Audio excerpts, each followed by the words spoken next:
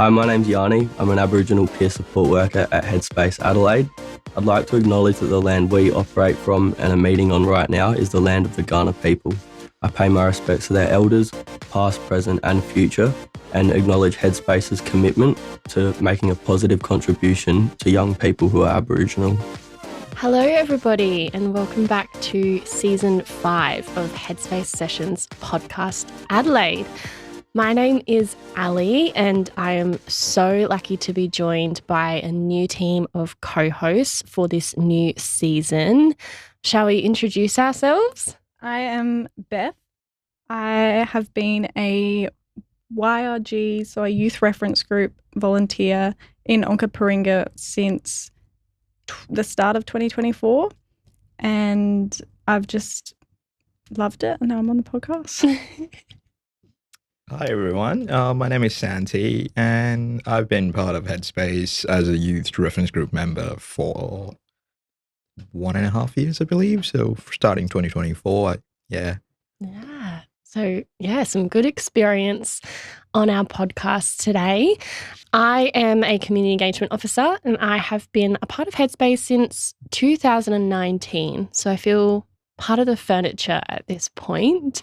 I actually also started off as a volunteer, but I guess they enjoyed my company a lot and offered me a job, which I was super grateful for. And now we are here filming Season 5 and so grateful for it.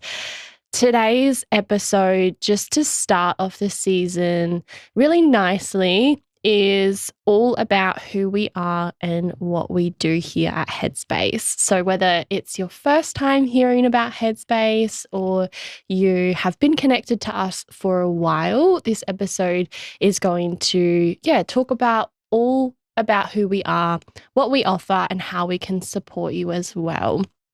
I thought it would be good to start off with, before jumping into all the basics about who we are, we hear from our lovely co-hosts about what's something that they do to reset or take care of their headspace when they are feeling maybe a little bit stressed or down on a normal day.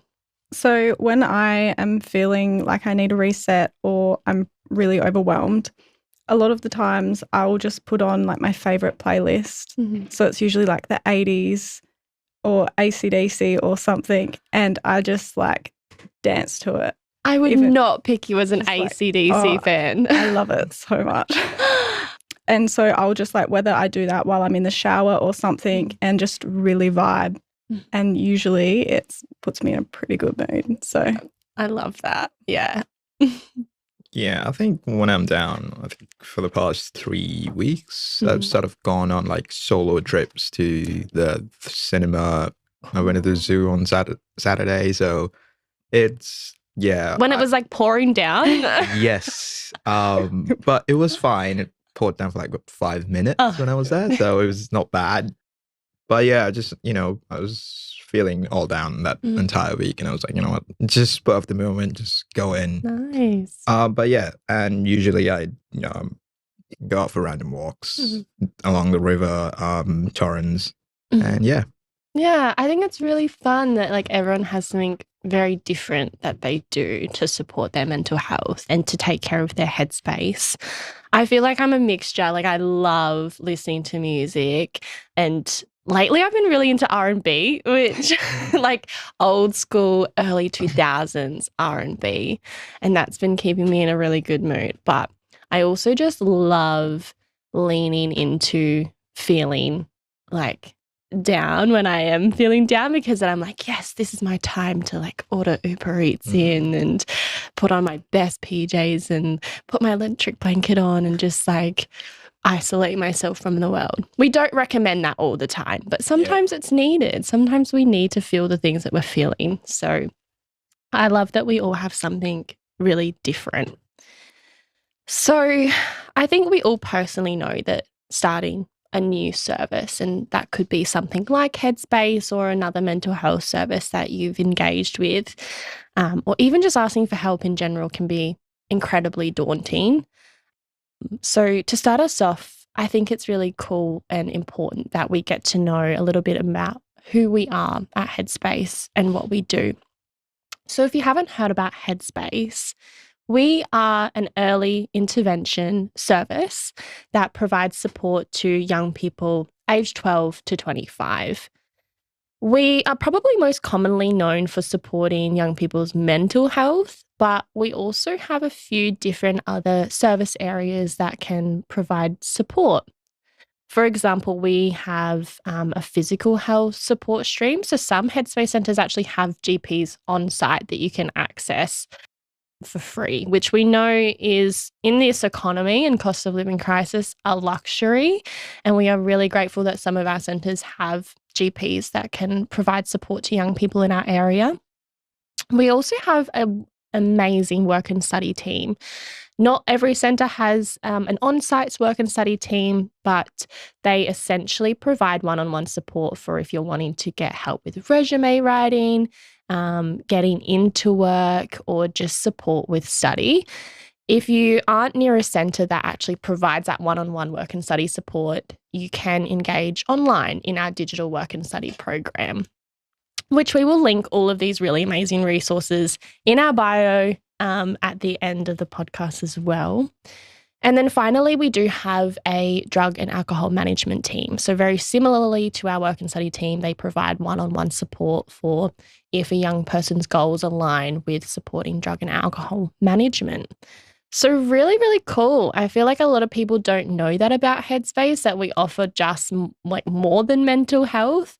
But I think it's really important that that awareness is out there. There's also so many ways you can refer to Headspace. So what are those ways? How can someone refer to Headspace if they've never been? Well, as you mentioned before, you've got your GP who refer you to Headspace through a mental health plan. Mm-hmm. Self-referral is one thing you can do. Mm-hmm. A friend could always help you refer, or they could refer it for you if you're feeling anxious about doing it. But yeah. Mm-hmm. And just to make a note, the self-referral, it's all online and it's actually really easy to do. Like I've had a look at it before in the past, and you just have to pop in some notes, pop in your details, and that's like as easy as it is. Mm-hmm. And if you're concerned about that, you could just walk in and talk to someone at the desk of one of your like local Headspace clinics, or you could give them a call and ask them about it. Yeah, that's great that they have such friendly, approachable admin teams that you can just give a call or walk in. I love, that about the self-referral, that someone else can do it for you, or you can refer if you're feeling comfortable to. I guess it's important to note that if someone is referring for you, that you are aware of that referral being placed. Headspace is a voluntary service, so we will never force you to come and access support if that's not something that you're ready to do at that stage. And, with the GP, you aren't required to have a mental health treatment plan to come to Headspace. It's just an added kind of bonus if you want to skip some wait times and potentially access some private support, that a mental health treatment plan could be really beneficial in that space. So really cool that we have a number of different ways that someone can refer.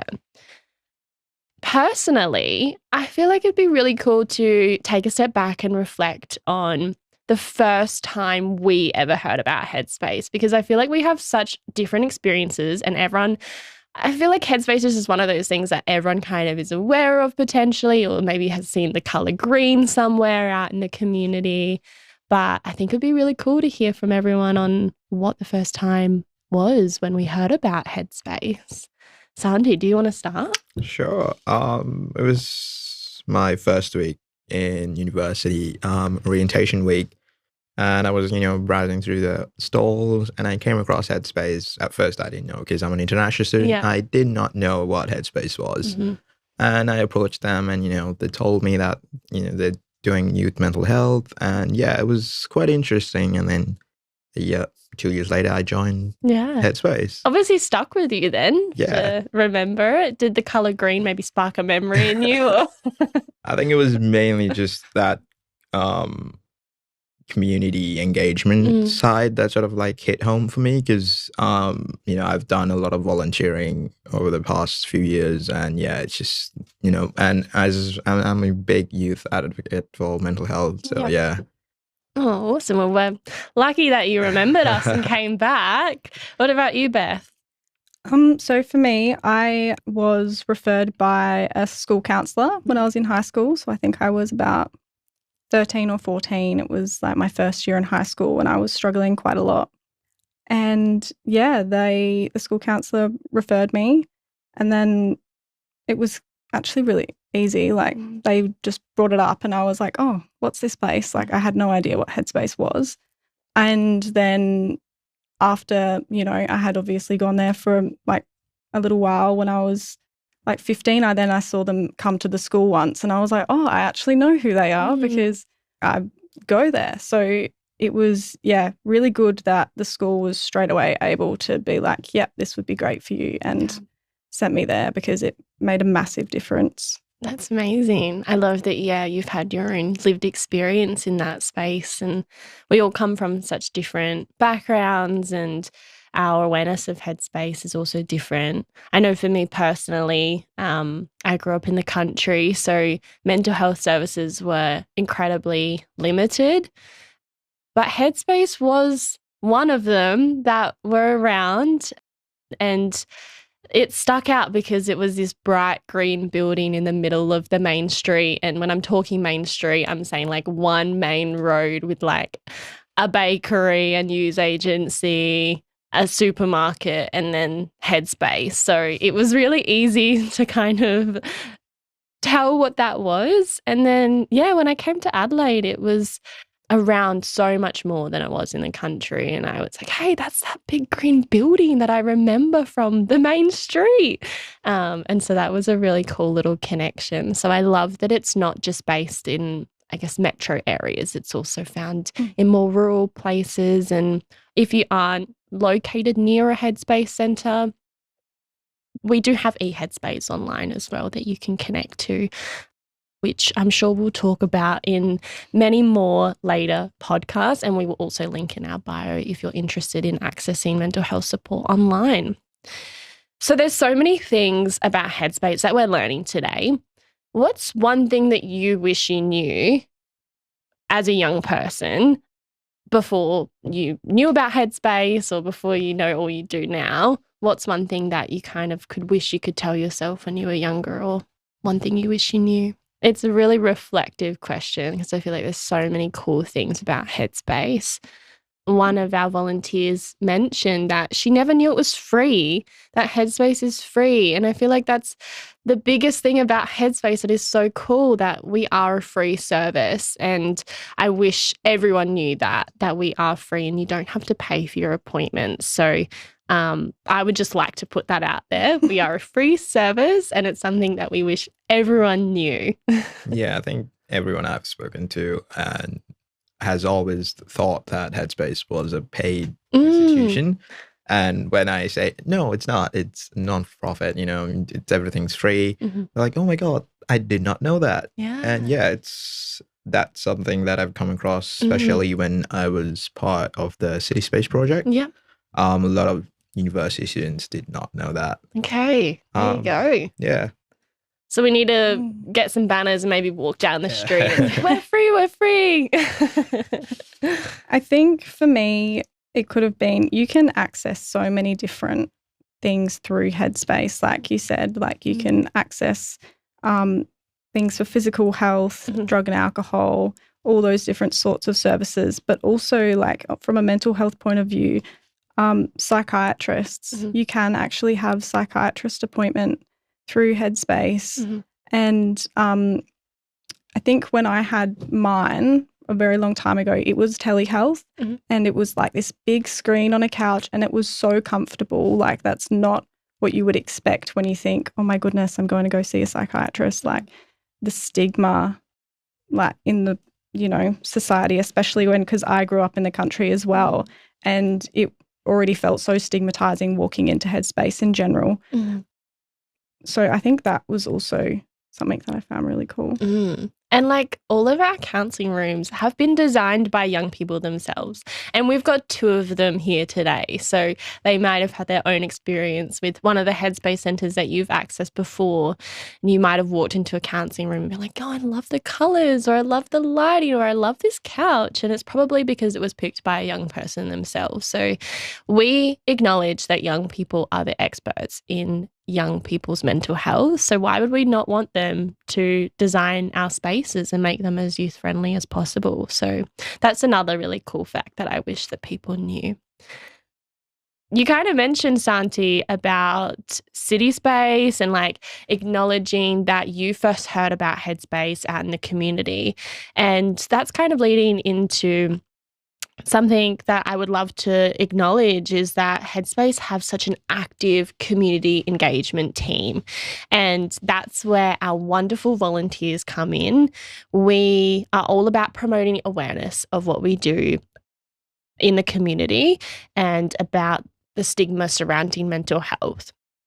Just in the past year alone, we have done some incredible events, and we continue to do these every year, and it's so fun. We have just recently gotten involved with the push-up challenge, which absolutely nearly killed me personally, having to do I know I did half of the total. I think it was like 3,214 push-ups over like 22 days. I did not do that. If you know me personally, you would be like, half was what, 1,000? Yeah, over 20. Like there was one day that it was like 100, and that was half the total, and people were doing 200, and I was sitting there complaining, and I felt awful for complaining. But we recently did that to raise money for Headspace, and all of the funds went to our local centres, which is amazing because then our volunteers can use those funds to run really cool events out in the community. We've done movie nights, we've done band events, we attend Adelaide Pride marches every year, and we run some really fun social connectedness groups. Santi, you've been directly involved in our most recent City Space project that ran for 3 years, which was incredible. What kind of events did you guys do throughout that time? For the listeners, City Space is a joint project between the Adelaide City Council and Headspace Adelaide. I think some of the few events that I did was we did bouldering, which is fun. Sort of gave our lead a bit of a heart attack when she found out that we weren't using actual cables. Wow. We did bowling, which a couple of times, and that was fun. You know, just seeing everyone just get so competitive. Yeah. I did get a few competitive streaks on me. But yeah, it was really nice. You went to the Fringe as well. When the Yes. Fringe is on, you guys go every year, and that's so cool because the Fringe can be a little bit expensive sometimes. But being able to offer these events free for young people in our City of Adelaide region is awesome. Did you personally go to a Fringe show or? As in with Headspace? Yeah, with Headspace. Oh, yeah. So there was a Japanese circus act that we went for. Cool. It was pouring rain, but, you know, it was really nice. I think everyone had a great time. And there was a really big story behind it, even though it wasn't said. It was mainly just actions. But, yeah, the experience was lovely. Oh, awesome. Beth is just so jealous in the corner of missing out on bouldering. And I think there was like 1,500 people that got involved over the 3 years, which is so incredible that 1,500 people that never may have known about Headspace previously were engaging in some really fun and free events. Unfortunately, our City Space project has come to an end now, but we continue to run free events across all of our Headspace centres in Adelaide, which you can find on our social media and Humanitics. Every Headspace centre in Adelaide has their own individual social media page, which is really important to point out. You have Headspace Adelaide, Headspace Edinburgh North, Headspace Marion, and Headspace Onkaparinga, which you can find on Facebook and Instagram. And they publicise all of their free and incredible events on those pages. So if you are interested in maybe meeting new people or just trying out something that previously you might not have been able to done because there was a cost involved, definitely check out our social Yeah, I media think I can- pages. And Beth, you can add to this as well. It doesn't have to be just about City Space. Yeah. But what was your favourite event you've ever been a part of as a volunteer or even as a young person yourself, like through Headspace? What's your favourite event that kind of sticks out? I can't remember if it had a specific name, but last year we did a joint project with Headspace Marion. Mm-hmm. And we did like this walk on the Hallett Cove boardwalk. Yes. You were there. I weren't was you, Ali? there. Yeah. And that was actually like, it was really good because Mm. I probably wouldn't have done that boardwalk if I didn't, because it was just when the new part was released, I think, but we only did half of it. Mm-hmm. But it was also really sweet to see. We had such a big turnout. And there was like grandparents with their like granddaughters and grandchildren and then, you know, all these people and they're just walking and it was a beautiful day. Like it was a perfect day. The weather turned up for us that Yeah. day. Yeah. It was just really nice to have like a whole group of different people just, Yeah. it was good. I love that. Do you have a favourite event, Santi, or? There's like so many that I Yeah. think during my tenure with the City Space Project, I went to every single one except the karaoke night. Oh, and how is the karaoke night not your favourite? Come on. I know. So I got really sick. Oh. But yeah, so I wasn't able to attend that. And we probably wouldn't have wanted to hear your sick voice on yeah. karaoke anyway. That would have I been was great. really raspy. Yeah. But I think a few of them were Hijinks Hotel was one of them. Mm-hmm. And bouldering, we did what was it? We did a few challenge rooms as well. Oh, cool. Escape rooms, which was fun. Yeah. Yeah. Oh, I love that. So many amazing events. I think it's also really important to note we've got so many different clubs and programs that run out of different locations across the centres. So many different wellbeing groups. We've got LGBTQIA plus hangouts at some of our centres, art spaces, and even dog therapy drop-ins, which my personal favourite. Some of those groups you do have to be a client at Headspace, but you can find all of that information on our social media or the website for that particular Headspace centre. One final question.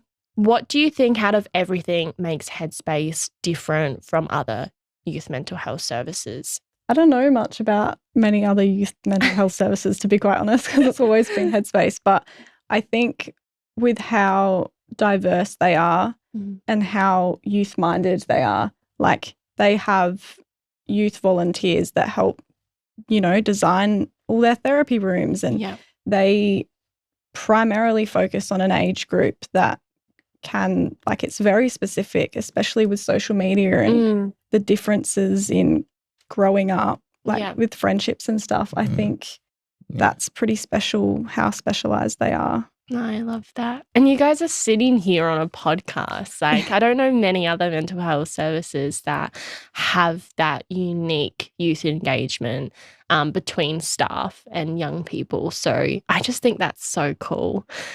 Headspace sort of gives that laid back sort of, it's not too clinical. So whereas I've seen a few other services that are way too clinical, like, you know, weight rooms are just bright white lights and sort of gives you that hospital vibe, which is not something that you want for a mental health service. It can be overwhelming. It can, definitely. And I think this is a great opportunity for a quick Mythbuster moment. Some people do just think that Headspace is only for when you're really struggling or when you are in crisis. It's important to note that Headspace is not a crisis service. We are an early intervention service. So we like to kind of get in before things get really, really bad. During crisis moments, we absolutely recommend amazing services like Lifeline and Kids Helpline, or if it is an emergency, to obviously call 000. But lots of people just connect with us to kind of talk through everyday stress or to build up their supports before things get tough. So we're not just kind of postvention, but we're also prevention. So that's a really cool thing that I just wanted to add. And that brings us to the end of our first Headspace Sessions podcast, Adelaide, for season 5. We are so grateful that you tuned in. And if you've made it all the way to the end, definitely check out our most recent podcasts from season 4 if you aren't ready to stop listening to us just yet. And if this chat has brought up anything for you, please do reach out to someone if you ever need a chat. That may be Headspace, if you are feeling like you're in a place to refer, or as I mentioned, if it is a more crisis moment, please reach out to Lifeline or 000. If you are curious to check out your local Headspace, just head to our website or visit a centre near you to get a little bit more information. Thank you guys so much. Thank you, Beth. Thank you, Santi. It has been an absolute pleasure, and we will see you guys next time. Thank you so much. Thank you. It's very exciting. I'm very excited.